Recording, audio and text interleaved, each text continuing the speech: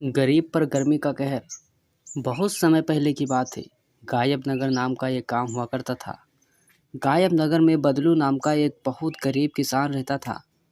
बदलू की पत्नी का नाम चंदा और एक 8 साल का बेटा था जिसका नाम पिंकू था। पिंकू बहुत सीधा और समझदार बच्चा था, लेकिन बदलू गरीब होने के कारण पिंकू को सिर्फ 5वीं कक्षा तक ही पढ़ा पाया था और बदलू ने पिंकू की पढ़ाई छुड़वा दी थी। एक दिन बदलू की पत्नी चंदा देवी बदलू से कहती हैं, क्या बात है जी, आप अब पिंकू को आगे नहीं पढ़ाना चाहते हैं क्या? अरे चंदा, तुम तो जानती हो ना हमारी आर्थिक स्थिति कैसी है। यही समझ लो 5वीं तक पढ़वा दिया, यही काफ़ी है। वैसे उसे पढ़ना लिखना तो 5वीं कक्षा तक आ ही गया होगा। और पिंकू आगे पढ़कर करेगा भी क्या? जो मैं कर रहा हूँ वह तो वो भी करेगा, क्योंकि हम गरीबों को वैसे भी कोई नौकरी तो मिलती है नहीं, नामुमकिन है नौकरी मिलना। जी वो तो बात आपकी सही है, वो तो आर्थिक समस्या हमारी बहुत कमज़ोर है। लेकिन बात यह है कि आज के समय में जो बच्चे पढ़ लिख जाते हैं वह भविष्य में बहुत कुछ कर सकते हैं। मेरे हिसाब से आप पिंकू को 8वीं तक तो पढ़ाई दो, क्योंकि उसका भी पढ़ने का बहुत मन करता है और हमें उम्मीद है कि पैसे व्यर्थ में नहीं जाएंगे। लड़का पढ़ लिख कर ज़रूर कुछ ना कुछ कर लेगा, नौकरी नहीं सही तो कुछ और कर लेगा। नहीं चंदा, अब हम एक कक्षा भी आगे नहीं पढ़ाएंगे, समझी? क्योंकि आगे पढ़ाएंगे तो आगे की कक्षा में और भी ज़्यादा फीस भरनी पड़ेगी, फिर तो हम सभी को भूखों मरना पड़ेगा। ऐसा हम नहीं कर सकते। वैसे भी तो तुम तो देख ही रही हो ना, गांव में कोई गरीब आदमी अपने बच्चों को पढ़ा रहा है क्या? अब पंचम लाल ही को देख लो, गरीब था लेकिन अपने परिवार का खर्च अच्छे से चला रहा था। लेकिन जब से उसने अपने बच्चे को पढ़ाना शुरू किया तब से अब देखो, पहले घर का खर्च भी चला पाना उसका कितना मुश्किल पड़ रहा है। कभी कभी तो भूखे ही सोना पड़ जाता है उन लोगों को। और उसके लड़के की नौकरी भी तो मिलने के कोई चांस ही नहीं लग रहे हैं। इसीलिए मैं कहता हूँ मैं अपने बेटे को आगे नहीं पढ़ाऊँगा। कम से कम जितना कमाता हूँ 2 वक्त का खाना तो नसीब हो जाता है। जितना पढ़ा लिया है इतना ही काफ़ी है, ठीक है? और ज़्यादा उसकी तरफदारी मत करो। अगर आगे पढ़ाया तो वही हमारा भी हाल होगा, समझी? जो पंचम लाल का है। ठीक है जी, जब आपकी इच्छा नहीं है तो मैं भला क्या कर सकती हूँ, क्या कह सकती हूँ। अच्छा जल्दी से नाश्ता तैयार करो, मुझे खेत के लिए जाना है। देखो गर्मी कितनी चढ़ाई है। फिर बदलू सुबह का नाश्ता करता है और काम करने के लिए खेत की तरफ चल देता है। फिर रास्ते में एक पेड़ के पास खड़े होकर हीरालाल नाम का एक आदमी बदलू को रोकता है। अरे ओ बदलू भैया, अरे कहाँ फावड़ा लेकर चल दिए हो इतनी सुबह सुबह?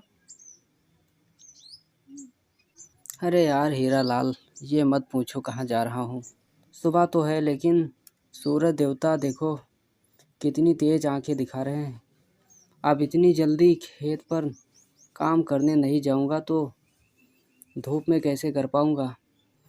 बस अब जा रहा हूँ, धान लगाना है ना, इसलिए खेत की मेड़ियाँ बांधने जा रहा हूँ। धान रोपाई का भी समय आ चुका है लगभग।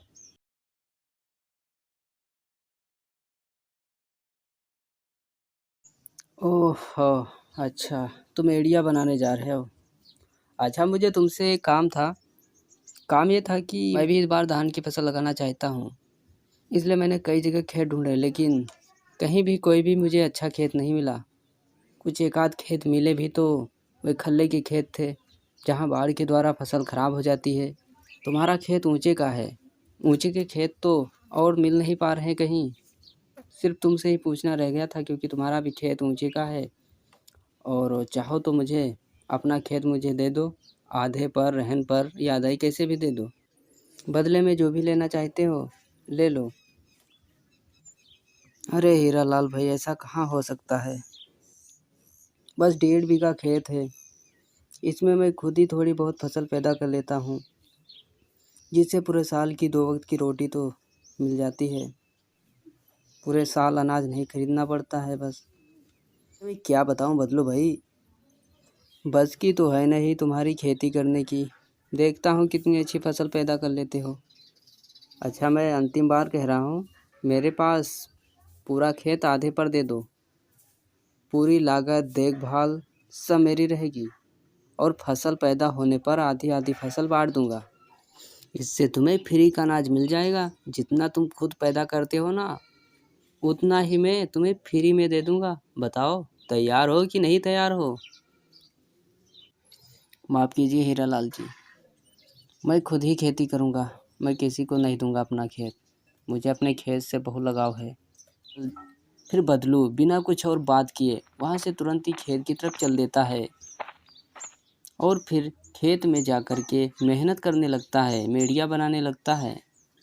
लेकिन गर्मी अधिक होने के कारण बदलू कुछ काम अच्छे से नहीं कर पा रहा था। थोड़ा थोड़ा काम करके बार बार बैठ जाता था आराम करने के लिए।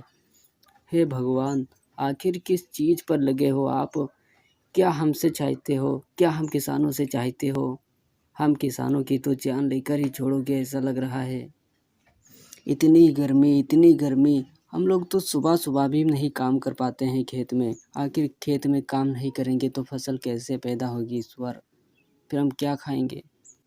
बहुत समय हो गया है, बारिश करा दो ईश्वर, नहीं तो हम किसानों के साथ साथ ये पूरी दुनिया तबाह हो जाएगी। चलो, मैं चलता हूँ, थोड़ा पेड़ के नीचे आराम कर लेता हूँ। इतनी तपन में काम करूँगा तो बीमार पड़ सकता हूँ। फिर बदलू काम गर्मी के कारण ना कर पाने की वजह से पेड़ की छांव में आराम करने के लिए चला जाता है। फिर बदलू पेड़ के नीचे बैठा आराम कर रहा होता है। फिर वहाँ पर एक पक्षी बदलू के ऊपर गिरता है। अरे, ये क्या? ये ये पक्षी तो मर चुकी है क्या? नहीं, ये तो भी जिंदा है, बेहोश हो गई है। लगता है ऊपर ऊपर तो कोई भी नहीं है। फिर ये यहाँ यहाँ कैसे आकर गिरी है?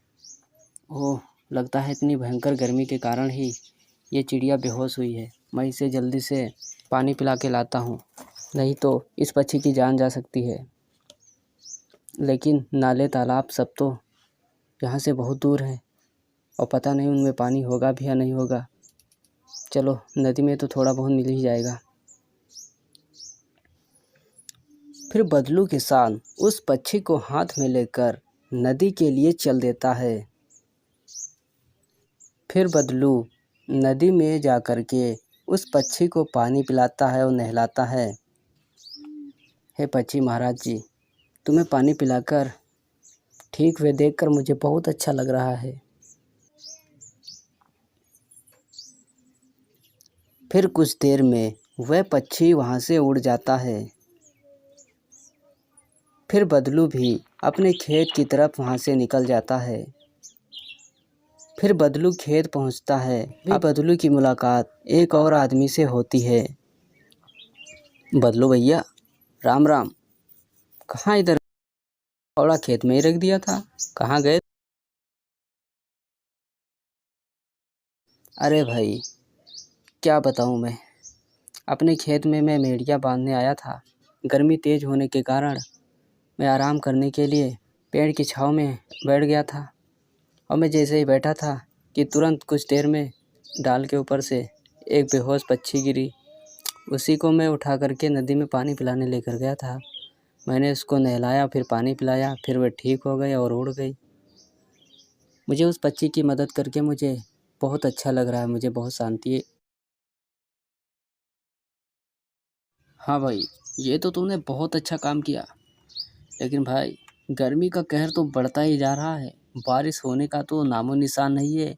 इसलिए ज़्यादा गर्मी में तुम भी काम मत किया करो, नहीं तो वही हाल तुम्हारा भी होगा। अब घर जाओ, जब ठंडा मौसम हो तब आना खेत पर काम करने। और वैसे भी तुम्हें धान ही तो लगाना है ना। फिर तो अभी कहाँ तुम्हारी पौध रोपाई के लिए तैयार हो गई है। जब बदली हो तब आओ, थोड़ी थोड़ी देर करके मेड़िया बांध लो। अरे लो, वो देखो चंदा भाभी भी आ गई। लगता है तुम्हारे लिए खाना लेकर आई हैं। वैसे भाभी तुम्हारा ख्याल तो बहुत अच्छे से रखती है। देखो कितनी धूप है और इतनी धूप में आ गई। अच्छा भाई, मैं चलता हूँ। अरे चंदा, तुम इतनी धूप में क्यों आ गई खाना लेकर? मैं घर जा ही तो रहा था अभी। अरे आप भी ना, अगर ना लाती तो कहते खाना क्यों नहीं लाई। अच्छा अब खाना ले ही आई हूँ तो खा लो और फिर चलो। फिर बदलू खेत में पेड़ की छांव में बैठकर खाने लगता है।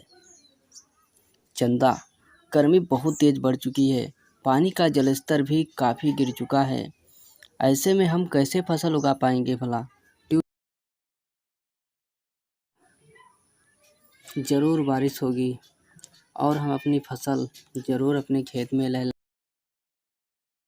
चलो अच्छा, थोड़ा आराम कर लो और फिर घर चलते हैं। फिर कुछ देर बाद वे दोनों घर चले जाते हैं। फिर ऐसे ही धीरे धीरे समय बीत रहा था। गर्मी अपनी चरम सीमा को लांघ चुकी थी। चारों तरफ सूखा ही सूखा पड़ गया था। पानी का जल स्तर भी बहुत गिर गया था। जो अमीर किसान थे वे तो ट्यूबवेल की वजह से फसलों को हरा भरा बनाए रखते थे, लेकिन जो गरीब किसान थे जिनकी हरी फसलें थी वे सूख चुकी थी और जो धान की रोपाई करने वाले थे वे भी नहीं कर पा रहे थे। खेत में नुकसान होता देख किसान खेत में ही बैठकर आसमान की ओर देखकर बहुत दुखी हो रहे थे। हे ईश्वर, आखिर हम किसानों में क्या अपराध हो गया है जिसकी सज़ा आप हम गरीब किसानों को दे रहे हो। हे ईश्वर, अगर हम किसानों की फसलें नहीं हो पाएंगी तो राज्य में अकाल, भूखमरी और महामारी फैल जाएगी। फिर पूरे राज्य में, पूरे प्रदेश में लोग त्राहिमाम त्राहिमाम करेंगे, मर जाएंगे। क्या आप भी चाहते हो ऐसा ही हो। हे ईश्वर, ये समस्या सिर्फ हम किसानों मनुष्यों की नहीं है, दुनिया में रहने वाले हर जीवों, पंछियों, हर जानवरों की है। हे प्रभु, हमारे लिए नहीं सही तो उन बेजुबान निर्दोष जीव जंतुओं के लिए तो बारिश करा दो जो भूखे प्यासे मर रहे हैं। तो बदलू भोलेनाथ के शिवलिंग के पास बैठकर बारिश कराने को लेकर विनती किए जा रहे थे। तभी अचानक से एक खिला हुआ फूल बदलू के आगे गिर जाता है। अरे, ये फूल आसमान से अचानक कैसे आ गया। आसमान से कैसे आ सकता है, ऊपर तो कोई दिख भी नहीं रहा है। ये आखिर फूल यहाँ आया कैसे। यहाँ आसपास भी किसी ने नहीं डाला है। हो, ये सब भोलेनाथ की ही कृपा है। भोलेनाथ जी ने ही फूल के माध्यम से ये शुभ संकेत मेरे पास भेजा है। अब तो बारिश होके ही रहेगी। जय भोलेनाथ, जय भोलेनाथ। फिर वह बदलू घर चला जाता है। उधर एक अमीर किसान एक गरीब किसान पर बहुत हंस रहा था। हा हा हा, तुम छोटे मोटे किसान हम बड़े किसानों की बराबरी तो बहुत जल्दी करने लगते हो। अब करो बराबरी, देखो ऊपर वाले ने कैसा साथ छोड़ दिया है। ऊपर वाले ने बारिश नहीं कराई है, लेकिन हम लोगों के पास तो पानी की कमी नहीं है। देखो कितनी गहराई से ट्यूबवेल लगवा लिया है। थोड़ा खर्च ज़्यादा बढ़ जाता है, लेकिन पानी की तो हम लोगों को बिल्कुल भी समस्या नहीं रहती और हमारी फसलें देखो कितनी हरी भरी खड़ी हैं। हमारे पास तो जलाशय भी है। हम लोगों की बराबरी तुम लोग कभी नहीं कर पाओगे। वैसे एक काम करो, अपनी ज़मीन मुझे बेच दो, बदले में जो पैसे पाना उससे कोई धंधा रोजगार कर लेना, क्योंकि खेती करना तुम लोगों की बस की बात नहीं है। देखिए सेठ जी, अब बस की हो या ना हो, किंतु हम अपना खेत किसी और को नहीं देंगे। चाहे फसल कैसी भी कितनी भी हो, अब प्रकृति का सहारा लगाया है, जितना देंगे उतने में ही संतुष्ट रहेंगे। तुम छोटे किसानों का सब यही हाल है। सब ऊपर वाले का ही सहारा रखते हैं, यही बोलते रहते हैं और धोखे खा जाते हैं। चलो मैं चलता हूँ, क्या तुम लोगों से बातें करना। ऐसे ही कुछ समय बीत गया। फिर कुछ दिनों तक बिल्कुल भी बारिश नहीं हुई, जिसके कारण से बदलू जैसे छोटे छोटे किसान रोपाई ना कर पाने के कारण और जो खेतों में फसलें खड़ी थी वह सब सूख चुकी थी। उनको देखकर किसान बहुत दुखी होते हैं। अरे भाई, अब दुखी होने से तो कुछ होने वाला नहीं। थोड़ा बहुत सहारा है, अगर अभी भी बारिश हो जाए तो लागत भर तो फसल वापस आ ही जाएगी। हाँ यार रब्बू भाई, अब क्या ही किया जा सकता है। बड़े किसान की फसलें तो लहलहा रही हैं और वे हम छोटे किसानों पर हंसते फिरते हैं। और अगर कोई मदद मांगो, थोड़ा सिंचाई के लिए पानी दे दो, तो ऐसा बोलते हैं कि दोबारा उनसे। अरे चलो कोई बात नहीं, बस ईश्वर का ही सहारा लगाओ, इंसानों का नहीं। क्या पता है बारिश करा ही दें। फिर ऐसे ही समय बीतता गया। फिर 16 दिन बाद कई महीनों से बारिश न होने के कारण बारिश इतनी तेज होने लगती है कि मानो पूरे देश में पूरी धरती। फिर बारिश थमने के बाद इतनी भयंकर बाढ़ आ जाती है जिसमें छोटे किसानों का तो पहले से ही नुकसान हो चुका था, लेकिन जो बड़े किसान गरीब किसानों पर हंसते थे उनकी तो पूरी की पूरी फसलें बर्बाद हो चुकी थी। वे घमंडी बड़े किसान अब गरीब किसानों के आगे बोलने की भी हिम्मत नहीं जुटा पा रहे थे, क्योंकि उनका छोटे किसानों से हजारों गुना ज़्यादा नुकसान हो। उन्होंने बदलू और उनके